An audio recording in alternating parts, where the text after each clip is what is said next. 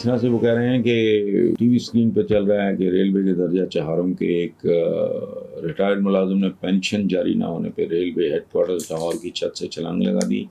नतीजे में उसकी दोनों टांगें टूट गईं। अपनी पूरी ज़िंदगी मुल्क व कौम की खिदमत करने वाले निचले तबके के रिटायर्ड मुलाजमीन के साथ ये ज़ालिमाना सलूक कब ख़त्म होगा?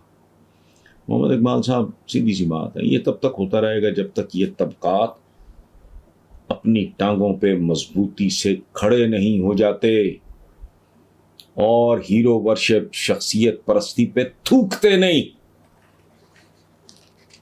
जब तक इन्हें अपने हुकूक का शऊर नहीं होता, तब तक इनके साथ यही कुछ होता है।